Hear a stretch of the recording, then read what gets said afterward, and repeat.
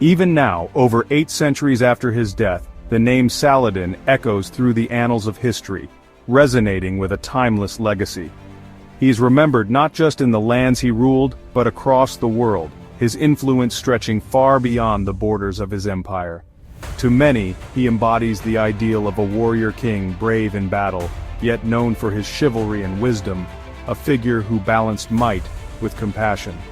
Salah ad-Din, to use his full name, was more than just a conqueror.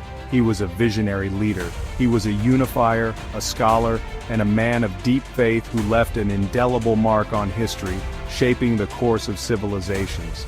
This essay will explore the life of this remarkable figure, delving into the events that defined his era. We will journey from his birth to his rise as Sultan, through the crucible of the Crusades, and finally to the lasting impact he had on both East and West, a legacy that endures. By understanding Saladin, we gain a glimpse into a tumultuous era, and the qualities that elevate a leader to the realm of legend, transcending time and place. Saladin's story is one of ambition realized, but also of principles fiercely held, a testament to his enduring spirit. He navigated a world at war yet never lost sight of his ideals, demonstrating a rare blend of strength and integrity. His tale is a compelling reminder that history is shaped by individuals, and that even amidst conflict, greatness can emerge, leaving a legacy that inspires future generations. Born in 1137 CE in Tikrit, now in modern-day Iraq, Saladin's beginnings were not grand. His family, of Kurdish descent, were part of the military elite, but young Yusuf, his given name, was not destined for a life of luxury. His early education focused on religious studies and martial training, instilling in him both piety and discipline. As a young man, Saladin joined his uncle Shirkuh, a prominent general on campaigns in Egypt. This land, wealthy and strategically vital, was in turmoil, riven by internal factions. The political landscape was complex, with various factions vying for control. It was here that Saladin's talents began to truly flourish. He honed his military skills, demonstrating strategic brilliance and a knack for leadership. His ability to navigate the intricate political environment set him apart.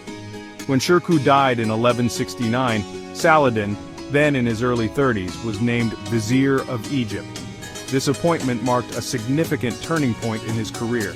This was a pivotal moment.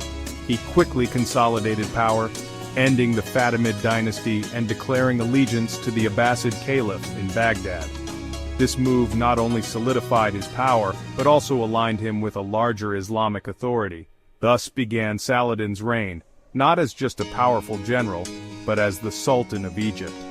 His leadership was characterized by both military prowess and political acumen.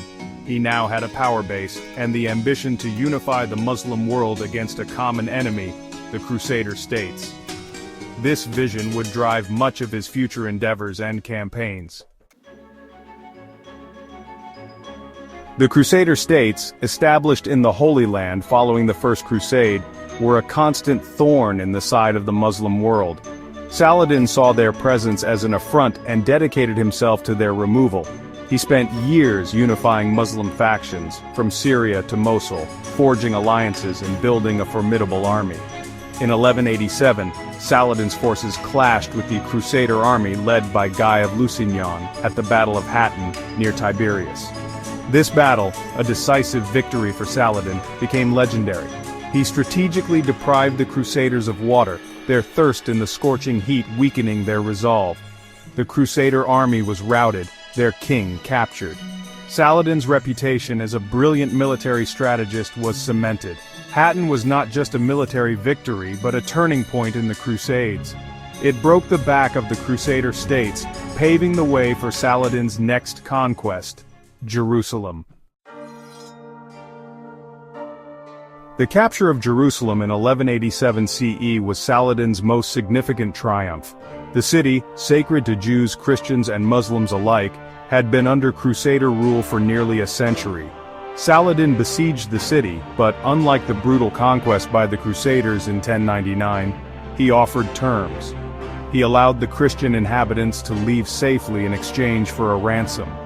Those who could not pay were treated with mercy, a stark contrast to the bloodbath that had occurred when the city fell to the Crusaders. Saladin's actions resonated throughout the world, establishing him as a just and merciful ruler, even in victory. The recapture of Jerusalem sent shockwaves through Europe, sparking the Third Crusade, led by figures like Richard the Lionheart. The stage was set for a clash of titans, a confrontation that would further solidify Saladin's place in history. Section 5: Chivalry in the Dust of War. The Third Crusade pitted Saladin against European monarchs, most notably Richard I of England, known as Richard the Lionheart. Their encounters were not just military confrontations but became the stuff of legend, exemplifying chivalry and respect between enemies. During the Siege of Acre, when Richard fell ill, Saladin sent him gifts of fresh fruit and ice, recognizing his foe's suffering. At the Battle of Arsuf, when Richard's horse was killed, Saladin sent him 2 replacements as a mark of respect for his valor. Despite their differences in faith and culture, Saladin and Richard recognized each other's courage and leadership. Their interactions, though romanticized over time, highlight a level of respect and chivalry rarely seen between adversaries in the heat of war. Section 6: Beyond the Battlefield. While known for his military achievements, Saladin's legacy extends beyond the battlefield. He was a devout Muslim, known for his piety and commitment to justice. He patronized scholars, revitalized mosques and madrasas, and commissioned hospitals and other public works. He implemented administrative reforms, streamlining governance and promoting trade. He understood that lasting peace required more than military strength. It needed a stable and prosperous society. Saladin, the warrior king, was also a builder and a patron of learning, leaving an enduring mark on the lands he ruled. His reign saw a flourishing of Islamic art and architecture. He revived the city of Cairo, making it a center of learning and culture. He understood the importance of infrastructure, improving irrigation systems and promoting agriculture.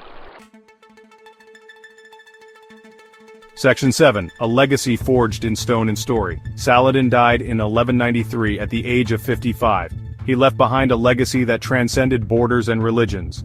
In the Muslim world, he is revered as a hero, a unifier who defended Islam against the Crusaders. His name is still spoken with reverence, a symbol of piety, courage, and chivalry.